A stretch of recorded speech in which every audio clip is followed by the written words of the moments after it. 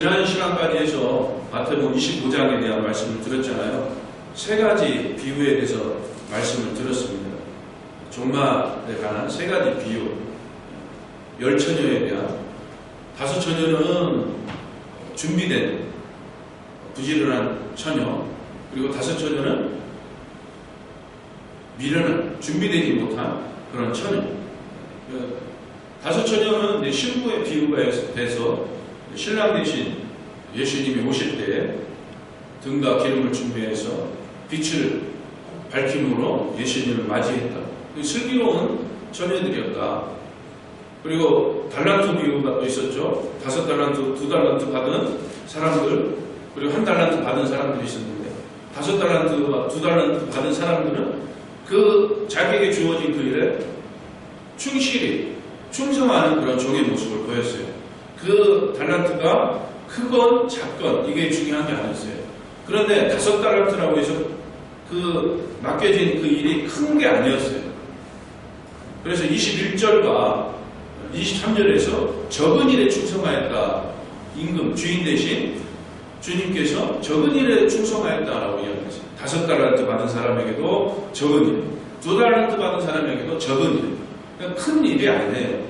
별거 아니에요. 그런데 1달란트 받은 사람은 자기에게 작은 일을 맡겼다고 해서 그거를 충성하는 모습이 아니라 오히려 땅에 감춰두는 그런 불충한 모습을 보였습니다. 결국에는 무익한 종이라는 말과 함께 어리석고 게으른 종이라는 그런 책망과 함께 모두는 바깥으로 내쫓기는 그런 일이 발생하게 됩니다.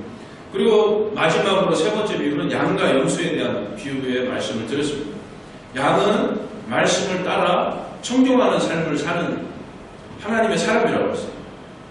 그리고 염소는 하나님의 말씀을 대적하는 데라고 했어요. 양은 우편에, 하나님의 의로운 편에서 결국에는 영생에 들어가는, 그리고 염소는 하나님의 말씀을 대적하는 그런 무리로서 영생에 들어가지 못하고 영벌에 처하는 그런 상황에 놓이게 된다라는 그런 말씀을 드렸습니다. 자, 26장 1절에서 예수께서 이 말씀을 마치시고 라고 이야기합니다. 그러니까 세 가지 비유의 말씀을 25장에서 예수님이 말씀을 하시고 이 말씀을 마치시고 제자들에게 또 이런 이야기를 합니다. 어떤 이야기냐? 예수님이 이제 십자가에 못 박혀서 팔린다라는 그런 이야기예요. 십자가 고난과 부활을 이야기를 하고 계시는 것입니다. 이 십자가 고난과 부활에 대한 이야기는 예수님이 앞장에서 계속해서 몇 번에 걸쳐서 설명을 했던 그런 부분이었어요. 그러니까 제자들은 어떻습니까? 예수님의 말씀을 듣고서 따라가는 그런 제자들이었어요. 그리고 양처럼 하나님의 말씀을 청종해야 되는 그런 위치에 있는 사람들이었어요. 그럼에도 불구하고 예수님이 말씀하시는 이 십자가 고난과 죽음과 부활을 이야기를 하심에도 제자들의 이 마음에는 이 말이 마음에 남지 않고 한 귀로 듣고 한 귀로 흘러버리는 그런 상황이 되었어요. 그것은 왜 그렇게 한 귀로 듣고 한 귀로 흘러버리는 그런 상황이 되었어요? 거기에 대한 이유가 있어요. 물론 하나님께서 그 말씀을 깨달아 알게 하시는 그 은혜의 역사가 있어야지만이 그 말씀이 알아주고 깨달아지고 마음에 새겨지겠지만 또 인간 편에서 또 해야 되는 그런 부분들이 또 있어요. 그것이 무엇인가 오늘 말씀을 통해서 확인해 볼 수 있었으면 좋겠습니다. 예수님이 십자가 고난을 말씀을 했습니다. 2절에서 이야기하죠. 너희가 아는 바와 같이 이틀이 지나면 6월절이라 인자가 십자가에 못 박히기 위하여 팔리리라 이렇게 얘기를 했습니다. 근데 언제 팔리느냐, 언제 십자가에 못 박히기 위하여 팔리느냐, 6월절에 라고 말씀을 합니다. 6월절. 6월절은 여러분 다 아시겠지만은 출애굽하기 전에 이스라엘 백성들이 애굽에서 430년이라는 종살이하는 그 노예로 삶을 살던 그때에 모세를 통하여서 이스라엘 백성들을 애굽에서 이끌어오기 위하여서 하나님께서 모세를 보냈습니다. 그래서 애굽에 10가지 재앙을 내렸지 않습니까? 그 마지막 10번째 재앙이 바로 장자의 죽음이었어요. 그런데 애굽 지역에 있는 모든 장자들, 사람이든 짐승이든 모든 장자는 다 하나님께서 치시겠다 이야기를 하셨는데, 그때 하나님이 모세가 아론에게 이야기를 했어요. 어린 양의 피를 바깥 문설주에 바른 집은 사망이 비껴나갈 것이다, 피해 나갈 것이다 라는 이야기를 했을 때, 그 하나님의 말씀을 청종한, 말씀을 듣고 받아들이고 말씀 따라서 행동한 그런 이스라엘 백성들의 집은 그대로 죽음의 사자가 넘어갔어요. 그날을 기념을 하는 날이에요.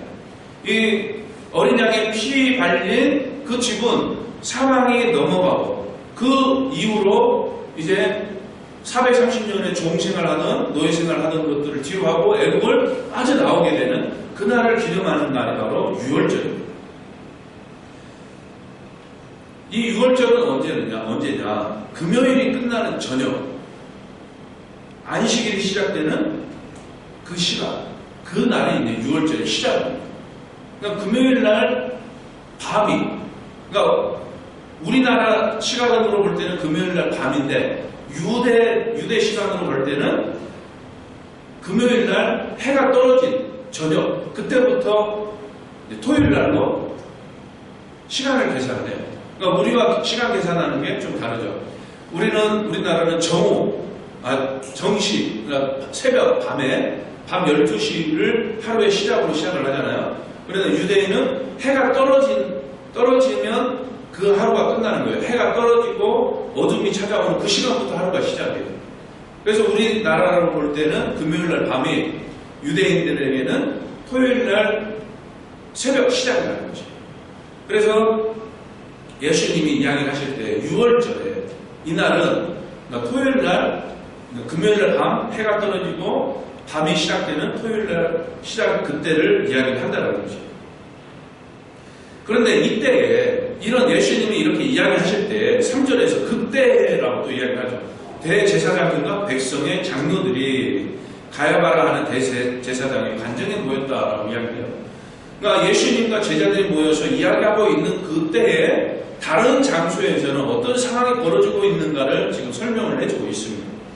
대제사장들과 백성의 장로들이 모였다.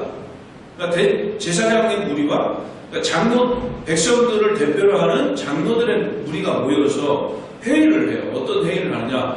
예수를 잡아 죽이고자 하는 회의를 하는데, 이 회의가 지금 처음 하는 회의가 아니고 예수님이 공생의 사역을 하는 그때부터 예수님을 어떻게 해서 잡을까? 그런 계획을 세웠던 사람들이었어요. 그래서 이제는 도저히 안 되겠다. 예수를 흉계로 잡아서 못 박아 죽이자라는 그런 계획을 세웁니다. 그냥 일반적인 계획이 아니고 흉계를 꾸민다. 흉계라는 것은 속인다라는 그런 의미를 가지고 있어요. 배반한다는 그런 의미를 가지고 있습니다. 그러니까 굉장히 좋지 않은 방법으로 예수님을 잡으려고 한다는 것이죠. 처음에는 이 대제사장과 서기관과 백성들의 장로, 이 무리들이 예수님을 왜 잡으려고 했냐면 신성모독죄로 잡으려고 했어요. 하나님의 아들이라고, 또 하나님을 본 자가 나를 본 자가 하나님을 본 자라고, 하나님이라고 하고 하나님 나라의 주인으로, 또 망중의 왕으로 자기를 나타내는 그런 예수를 신성모독, 그러니까 하나님 위치에 서보자 하는 그런 불의한 자로 바라보면서 신성모독죄로 예수님을 잡으려고 했던 것이었어요. 그런데 이제는 그 신성모독죄를 씌우는 것이 아니고 이제 다른 흉계로서 예수님을 잡으려고 했다는 것이에요. 대제사장들과 백성들의 장로들은 어떤 위치입니까? 종교 지도자들이었어요. 종교인들이었어요. 하나님의 영광을 위한 삶을 사는 그런 사람들이었어요. 그런데 하나님의 방법이 정의와 진리가 아니라 사단의 방법인 속임과 배반의 모습으로 예수님을 잡으려고 했다는 것이에요. 이 모습 속에서 어떤 모습을 또 읽어볼 수 있습니까? 외식하는 자의 모습을 또 볼 수 있는 거죠. 그러니까 외식하는 자의 불법성을 볼 수 있는 것이에요. 그러니까 대제사장 무리들을 보고 바리새인들과 같은 그런 모습들 속에서 예수님이 회칠한 자, 외식하는 자, 두 마음을 품은 자, 독사의 자식, 이렇게 책망을 했었던 그런 이유가 바로 여기 있는 것이죠. 흉계를 꾸민다는 것이죠. 우리는 하나님을 믿는 사람들이라면, 하나님의 영광을 위한 삶을 사는 사람들이라면 그리스도인으로서 공의와 정의가 살면서 나타나야 될 줄로 믿으시길 바랍니다. 그리고 하나님의 법인 예수 그리스도께서 새롭게 제정해 주신 그 법인 사랑의 모습이 나타나야 된다는 사실을 믿으시길 바랍니다. 그런데 이 사람들이 흉계를 꾸미는데 이렇게 이야기를 해요. 5절에서 명절에는 하지 말자라고 이야기해요.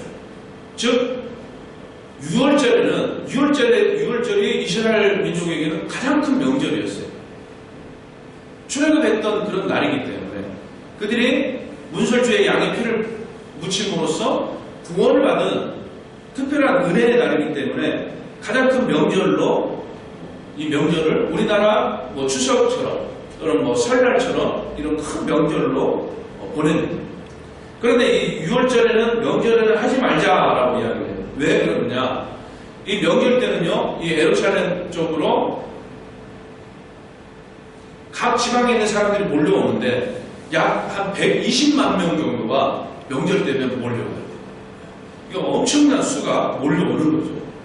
그 많은 군중 속에서 예수님을 잡아 죽이려고 하면은 많은 사람들이 폭동이 일어날 것 같은 생각이 드는 거예요. 왜? 그 속에는 예수님이 탄생하셨던 지역의 사람들, 나사렛 지역에 있는 사람들도 많이 올라오기 때문이었어요. 그러니까 고향 사람이 갑자기 심판을 받는다, 죽임을 당한다 그러면은 고향 사람들이 어떻게 했어요? 들고 일어날 수도 있지 않습니까? 이런 폭동을 염려해서 군중들의 반발이 걱정이 되어서 이 6월절에는 하지 말자라고 이야기를 했어요. 그런데 14절과 16절 말씀, 14절과 16절 말씀 우리 같이 한번 읽어보겠습니다. 그때 12 중에 하나인 가룟유다라는 자가 대제사장들에게 가서 말하되 내가 예수를 너에게 넘겨주리니 얼마나 주려느냐 하니 그들이 은 30을 달아주거늘. 자, 6월절에는 하지 말자. 폭동이 일어날 수도 있으니까 우리가 흉계를 꾸면서 예수를 잡아 죽이는데 이 명절에는 명절을 피해서 이 일을 진행하자라고 이야기를 하니까 마침 그때 유다가 나타나는 거예요. 나타나서 예수를 너에게 넘겨주겠다. 얼마 줄래? 라고 협상을 하는 거예요. 자, 그러면서 유다가 어떻습니까? 예수의 무리를 찾아가서 자기가 입맞추는 자가 예수라는 것을 이제 알리는 거죠. 자, 그 속에서 어떤 모습이 나타납니까? 유다가 이 대제사장과 백성들의 장로들이 명절을 피하자고 그랬는데 유다가 나타나서 이제 이야기를 하는 거예요. 군중이 없는 장소에서 예수를 넘겨줄 테니 예수를 잡아라 라는 그런 이야기를 합니다. 자, 명절에는 하지 말자라는 이 처음 계획이 취소가 되는 거예요. 그리고 예수님이 뭐라고 하십니까? 6월절에 십자가에 못 박혀 할 것이다 라고 이야기를 했잖아요. 자, 이 예수님이 이야기하신 대로 이루어지고 있는 거예요. 자, 사람들은 바리새인들과 대제사장들과 백성들의 장로들은 명절을 피해서 6월절이 지난 이후에 예수를 잡자 이야기를 했지만 유다가 나타남으로써 예수님이 이야기하신 대로 이제 6월절 전에 잡히게 되었다는 것입니다. 이것은 무엇을 의미하느냐? 이 십자가 구속의 은혜가 인간의 계획에 의해서 이루어진 것이 아니라는 것입니다. 철저하게 하나님의 주권적 섭리하에서 이루어졌다는 것을 우리가 읽어볼 수가 있습니다. 이 하나님의 주권적 섭리하심은요, 오늘날에도 여전히 유효합니다. 여전히 하나님의 주권적 섭리 속에서 모든 것들이 운행되고 있어요. 내가 걸어가는 이 발걸음 한 걸음 한 걸음까지, 내가 호흡하고 있는 이 호흡마저도 하나님의 주권적 역사하심과 섭리하심 속에서 이루어지고 있다는 사실을 믿으시길 바랍니다. 하늘에 날아다니는 이 참새 한 마리조차도 하나님이 허락하지 않으시면 땅에 떨어지지 않는다고 했어요.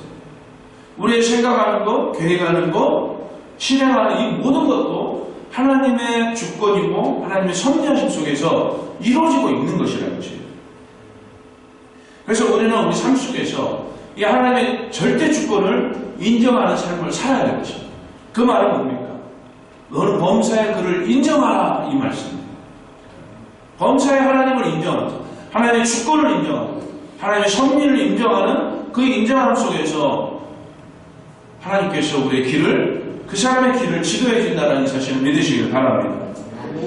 그래서 잠언 19장 21절에서도 사람의 마음에는 많은 계획이 있어도 오직 여호와의 뜻만이 완전히 서리라 라고 이야기합니다.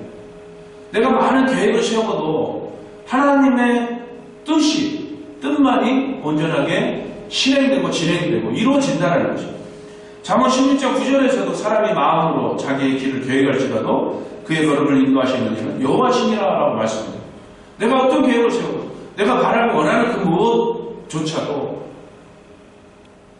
하나님이 인도하시지 않으면 이루어지지 않는다는 것입니다. 그래서 우리는 우리 삶 속에서 늘 하나님을 인정하고 하나님의 주권을 인정하고 그의 주권에 머리 숙여 겸손히 하나님을 섬기는 삶이 되어야 된다는 것입니다. 그런데 이 가룟 유다는 왜 배교자가 됐을까요? 왜 예수님을 배신을 했을까요?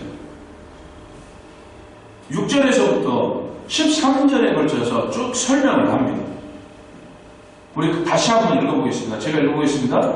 예수께서 베다니 나병 환자 시몬의 집에 계실 때 한 여자가 매우 귀한 향유 한 옥합을 가지고 나와서 식사하시는 예수의 머리에 부으니 제자들이 보고 분개하여 이르되 무슨 의도로 이것을 허비하느냐? 이것을 비싼 값에 팔아 가난한 자들에게 줄 수 있었겠도다 하거늘 예수께서 아시고 그들에게 이르시되 너희가 어찌하여 이 여자를 괴롭게 하느냐? 그가 내게 좋은 일을 하였느니라. 가난한 자들은 항상 너희와 함께 있거니와 나는 항상 함께 있지 아니하느니라. 이 여자가 내 몸에 이 향유를 부은 것은 내 장례를 위하여 함이니라. 내가 진실로 너에게 이르노니 온 천하에 어디서든지 이 복음이 전파되는 곳에서는 이 여자가 행한 일도 말하여 그를 기억하리라 하시니라. 아멘. 이 말씀 속에서 가룟 유다가 왜 배교를 했는가? 예수를 배신을 했는가? 읽어볼 수가 있습니다. 먼저 분개했다고 말씀을 해요. 분개. 8절에서 제자들이 보고 분개하여 이르되 라고 이야기하죠. 지금 누구에게 분개를 하느냐? 향유를 부은 그 마리아를 향하여서 분개를 하고 화를 내고 있다는 것입니다. 향유 한 옥합을 예수의 머리에 부었다고 이야기합니다. 이 옥합은 무엇이냐? 굉장히 비싼 거예요. 이때 당시에 가격이 300데나리온의 값이 있습니다. 한 데나리온이 장정 한 사람의 하루 품삯이 한 데나리온이었어요. 300데나리온이면 며칠이에요? 300일. 300일의 품삯이었어요. 300일 정도의 품삯이면 이거 1년 동안 먹고 살 수 있는 그런 큰 돈이었어요.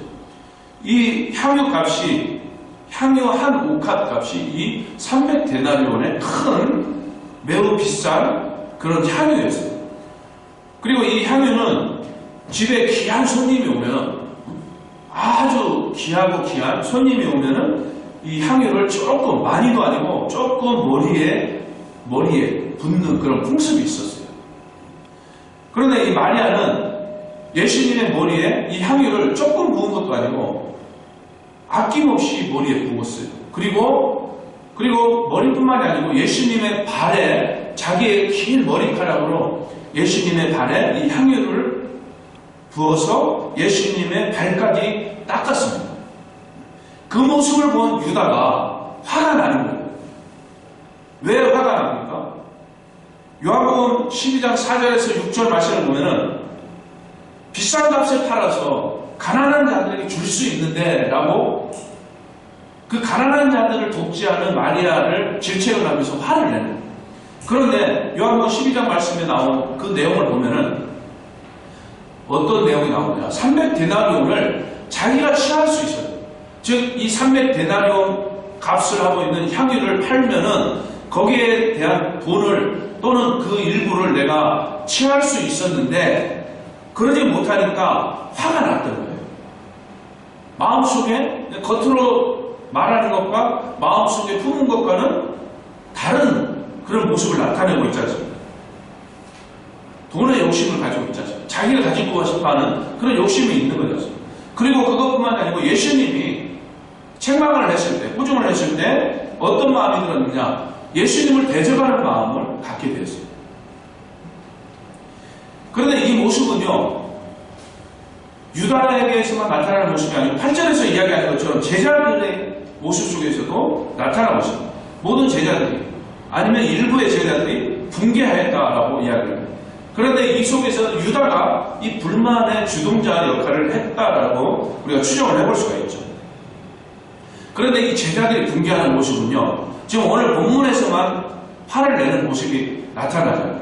어떨 때 또 있었느냐? 마태복음 15장 23절 말씀을 보면은 사마리아 여인이 자신의 딸을 고쳐달라고 예수님에게 애원하는 그 때가 있었습니다. 그때에 예수님이 이 사마리아 여인을 개취급을 하면서 쫓아내려고요. 그런데 예수님이 그렇게 무시를 했음에도 불구하고 이 사마리아 여인은 끝까지 매달려서 예수님께 간청을 해요. 그 모습을 보면서 이 제자들이 막 화를 내면서 예수님에게 저 여인을 쫓아버리십시오 라고 이야기해요. 이렇게 제자들이 예수님에게 화를 내면서 사마리아 여인을 쫓아버리라 했던 것이 있었고, 또 두 번째는 마태복음 19장 13절 말씀을 보면은 사람들이 어린아이들을 예수님에게 데려오면서 안수하여 기도해주세요, 축복해주세요 라고 요청을 합니다. 그때 이 예수님의 제자들이 아이들에게 화를 내면서 쫓아내요. 붕괴하면서 쫓아내요. 그리고 또 세 번째는 마태복음 20장 24절 말씀에 나오는 야고보와 요한의 어머니가 예수님에게 간청을 해요. 자신의 예수님의 그 우편에 좌편에 야고보와 요한을 앉혀주세요. 그 높은 자리에 앉혀주세요 라고 이야기를 할 때 이 예수님의 제자들이 또 붕괴를 합니다. 화를 냅니다. 왜 예수님의 제자들이 이렇게 화를 내고 싶어요? 예수님의 제자들이 생각했던 자신들의 생각과 배치되는 다른 그런 상황이 펼쳐지니까 화가 나는 거예요. 자신들이 생각하고 자신들이 바라고 원하는 그 방향으로 나아가지 않으니까 예수님에게 화를 내는 거예요. 자, 이렇게 우리는 종종 삶 속에서 이런 내 생각대로 내 마음대로 되지 않을 때 화를 종종 냅니다. 하나님과의 관계 속에서는 어떨까요? 하나님과 관계 속에서도 종종 화를 내요. 나 하나님한테 화를 안 냈는데? 이렇게 생각하죠? 하나님한테는 화를 못 내죠. 왜? 무서우니까. 혼나니까. 직접적으로 화를 못 내요. 근데 간접적으로 낸단 말이에요. 하나님한테 간접적으로 화를 내요. 내 마음대로, 내 뜻대로 안 되니까. 어떤 식으로 간접적으로 화를 내느냐? 목회자를 미워해요. 목회자를 비방해요. 그리고 교회를 비방해요. 그리고 성도들을 비방합니다. 왜 목회자를 미워하고 비방하고 성도들에게 비방하고 헐뜯고 그럴까요? 내 마음대로, 내 뜻대로 안 되니까.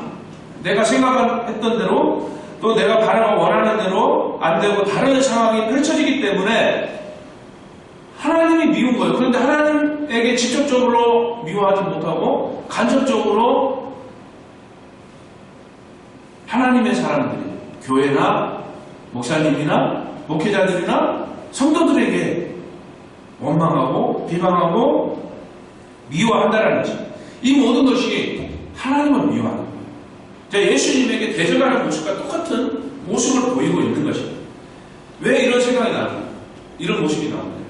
하나님의 생각이 아닌 내 생각이 앞서기 때문에. 자, 유다가 왜 예수님을 넘겨준다고 했어요? 유다가 왜 붕괴를 했습니까? 그 이유가 무엇입니까? 예수님의 생각이 아닌 자기의 생각이 앞서기 때문이라는 것이에요. 하나님의 자녀는 예수 그리스도를 믿는 믿음의 사람들은 내 생각이 아니라 하나님의 생각대로 살아가야 돼요. 예수님의 생각에 맞춰서 살아가야 돼요. 그게 바로 하나님의 뜻에 맞는 합당한 삶을 사는 것이에요. 하나님의 뜻, 하나님의 생각, 하나님의 의지에 맞춰서 살아가는 것이에요. 내 의지, 내 생각, 내 목표가 먼저가 아니고 하나님이 나를 위해서 무엇을 원하시는가를 생각하면서 그 뜻에 맞춰서 살아가야 된다는 것이에요. 그럴 때 문제가 없는 것이지, 그게 아니고 내 생각이 먼저 앞서고 내 경험 그리고 내 목표가 먼저 앞서게 된다면은 하나님과의 관계가 틀어지게 되는 거죠. 하나님이 원하시는 것은 무엇이라고 하십니까? 순종이라고 하세요. 순종. 무엇에 대한 순종입니까? 하나님 말씀에 대한 순종이에요. 하나님의 말씀을 듣지 않기 때문에 하나님 말씀에 순종하지 않기 때문에 이 유다와 같은 모습이 나타나게 되는 것이에요. 하나님의 말씀에 순종하는 사람은 하나님의 말씀을 청종하는 것이죠. 말씀을 듣고 따라가는 것입니다. 그런 사람들에게는 어떤 모습이 나타나느냐? 10절에서부터 13절에 걸쳐서 이야기를 하는 것이에요. 두 가지가 나타납니다. 첫 번째는 예수님에게 좋은 일을 하는 것이에요. 10절에서 말씀합니다. 좋은 일을 한다는 건 뭐예요? 예수님에게 하나님께 기쁨이 되는 삶을 살아간다는 것이에요. 이거 너무나도 중요한 이야기입니다. 하나님의 말씀을 청종하는 것, 하나님의 말씀에 순종하는 삶을 살아가는 것은 하나님께 기쁨이 되는 삶을 살아간다는 것이에요. 하나님께 기쁨이 된다는 건 뭐예요?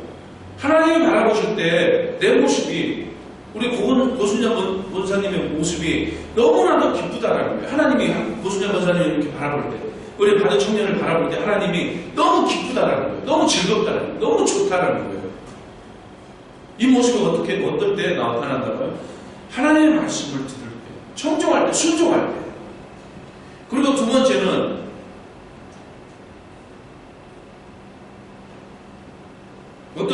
어떤 모습이 나타납니다. 예수님과 많은 이들이 기억을 하게 된다라고 이야기합니다. 13절에서요.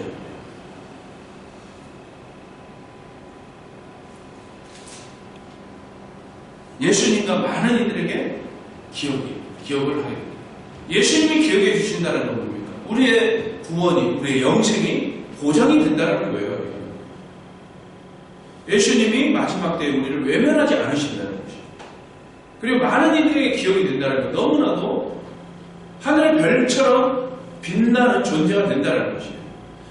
이미 예수님 머리에 향유를 붓고 예수님의 발을 닦았던 이 마리아의 이름과 그의 행위와 그의 모습이 지금 마태복음 26장 13절을 통해서 이 복음이 전파되는 곳에는 이 여자가 행한 일도 말하여 그를 기억하리라 이 말씀처럼 계속해서 기억되고 있지 않습니까? 그러니까 완전한 하나님의 말씀에 순종하는 하나님의 말씀을 듣고 따라가는 그 삶을 살아가는 자의 모습 속에서는 하나님께 기쁨이 되고 또 예수님과 또 많은 사람들에게 기억이 되고 또 본이 되어진다라는 이런 놀라운 은혜와 축복이 임한다는 것입니다. 이런 축복이 임하는 삶이 되시기를 예수님의 이름으로 축원합니다. 근데 이 말씀을 듣지 않게 되면 어떻게 되겠습니까? 이 말씀을 듣지 않으면 유다와 같은 그런 모습이 나타나는 것이죠. 주의 말씀을 잘 듣고 이해한다면 주님의 뜻을 헤아릴 수가 있어요. 주님의 말씀을 잘 듣고 이해하면 주님의 뜻을 헤아릴 수 있다는 것이에요. 주님이 뭐라고 이야기를 했습니까? 10절에서 좋은 일을 했다고 했지 않습니까? 좋은 일을 한 것이다. 누구에게? 나에게 좋은 일을 한 것이에요. 자, 유다가 그 300데나리온 되는 그 향유를 머리에 붓고 발에 누웠을 때 너무 아깝다는 생각이 들었어요. 저거를 내가 가져올 수도 있는데 그때 예수님이 말씀하셨던 그 말씀을 조금만 귀담아 들었다면은 아니야, 이것은 나를 위해서 좋은 일을 한 거야. 그 말을 들었다면 어떻게 생각이 달라지지 않았겠습니까? 왜 좋은 일입니까? 지금 이 마리아는요, 예수님의 장례를 위해서 이 향유를 붓고 있는 것이에요. 10절에서부터 13절에 걸쳐서 설명을 하고 있지 않습니까? 나는 너희와 항상 함께 있지 않는다. 예수님은 너희와 항상 함께 하겠다 말씀했죠. 그런데 왜 여기서 너희와 항상 함께 하지 않느냐? 이 말은 뭐냐? 가난한 자들과 그래 너희가 육적으로 즉 십자가 고난을 통해서 죽음에 이를 것이다. 이 말씀을 하고 있는 거예요. 그래서 이 마리아가 내 머리에 내 발에 향유를 붓는 것은 내 장례를 위한 것이다 라고 예수님께서 설명을 하고 있는 것이죠. 자, 이 말을 가룟 유다가 잘 듣고 잘 이해하고 잘 받아들였다면은 예수님을 파는 그런 일은 결코 없었을 것입니다. 그러지 못했기 때문에 어떻습니까? 자신의 생각이 앞섰기 때문에 이 향유가 아깝다라는 이 생각이 앞섰기 때문에 예수님의 말씀은 들어오지 않는 것입니다. 그래서 예수님의 뜻이 아닌 자기의 뜻대로 행했던 것입니다.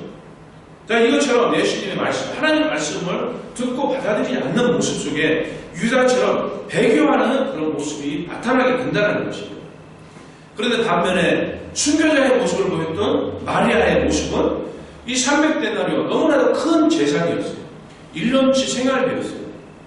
그런데 이것을 아낌없이 예수님에게 부어드렸어요. 예수님에게 받은 사랑이 너무나도 크기 때문에 이것을 아까워하지 않았다는 것이에요. 예수님에게 받은 사랑, 그 은혜를 생각한다면 아까울 것이 뭐가 있겠어요? 그렇지 않습니까? 그분에게 드리는 것에 있어서 아까울 것이 뭐가 있겠어요? 내 생명도 달라지는 줄 수 있어야 되는 것입니다. 내 생명을 책임져 주시기 때문에 그분 것이잖아요. 그리고 우리에게 소중한 것이 무엇이 있습니까? 여러분에게 소중한 것이 무엇이 있어요? 여러분, 돈보다 더 소중한 것, 건강보다 더 소중한 것, 그게 뭐예요? 생명이기까지만 정말 소중한 것은요, 시간이에요, 시간. 우리 고고사님, 나이 한 살 더 드셨잖아요. 이 시간 흘러가는 이 시간이 너무 아깝잖아요. 시간을 멈추고 싶죠. 멈추고 싶잖아요. 시간이 있어야 돈도 버는 것이고, 시간이 있어야지 건강도 챙기는 것이고, 내 생명도 시간이 있어야지 생명이 존재하는 것이고. 여러분, 이 귀중한 시간을 드린다는 거요. 이거는요, 하나님에게 가장 소중한 것을 드리는 것과 마찬가지예요. 내 모든 것을 다 드릴 수 있어야 되는데, 이 시간을 드린다는 거예요. 이것은 내 소중한 재산을 드리는 것이고, 내 소중한 생명을 드리는 것입니다. 이 시간을 드릴 수 있는 그런 삶이 되었으면 좋겠습니다. 자, 이 순교자의 모습을 보였던 마리아의 모습은 두 번째, 책망에도 주저하지 않았어요. 첫 번째는 그런 가장 소중한 자산을 예수님에게 아낌없이 드렸고, 두 번째는 이 제자들과 그리고 가룟 유다가 책망하는데도 불구하고 주저하지 않고 예수님에게 헌신을 하였던 것이었어요. 자, 예수님에게 헌신한 것은 단순한 손님 접대가 아니었습니다. 이 마리아는 온몸과 마음과 뜻을 다해서 주님을 사랑하면서 헌신하였던 것이었어요. 이 모습은 뭐냐? 그리스도를 향한 믿음의 신앙 고백이었습니다. 모든 것을 내어드리는 진정한 헌신의 모습을 보였다는 것이에요. 이 헌신의 모습은 무엇입니까? 헌신의 모습. 예배의 삶, 그리고 말씀 중심의 삶, 기도 중심의 삶, 그리고 세상과는 구별되어진 삶이에요. 내 삶을 드리는 모든 것, 이게 바로 헌신이에요. 앞서서 말씀드렸죠. 시간을 드립니다. 나의 소중한 시간을 하나님에게 예배를 통해서, 찬양을 통해서, 기도를 통해서, 말씀을 통해서 드려나가는 것, 이게 바로 헌신의 삶이고 순교자의 모습이라는 사실을 믿으시기를 바랍니다. 순교자의 삶을 살아갈 때 예수님에게 너무나도 좋은 일입니다. 하나님께 기쁨이 되는 일입니다.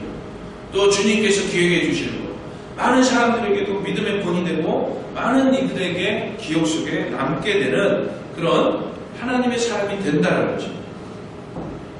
자, 예수님을 믿는 사람들에게는, 예수님을 믿고 따르는 사람들에게는 두 종류가 있다고 했어요. 알곡이 있고 가라지가 있다고 했어요. 또 악인이 있고 의인이 있다고 했어요. 배교자가 있고 순교자가 있다고 했습니다. 그럼 저는 어떤 사람? 여러분은 어떤 사람입니까? 순교자가 되어야 될 것이고, 알곡이 되어야 될 것이고, 그리고 의인이 되어야 될 것입니다. 자, 붕괴하게 되면은 붕괴하면서 배교자의 길을 가는 사람들은 말씀을 거부하는, 받아들이지 않는 사람이고, 내 생각이 앞서고, 그리고 자기 소견대로, 자기 생각대로 살아가는 사람. 그런데 순교자의 삶을 살아가는 사람들은 말씀을 청종하고 그의 말씀을 따라 살아가는 사람. 그리고 내 생각이 아닌 하나님의 생각과 뜻에 맞추어 순종의 삶을 살아가는 사람. 이런 순교자의 삶을 통하여서 영생을 누리시고, 그리고 놀라운 축복을 누리며 살아갈 수 있기를 예수님의 이름으로 축원합니다.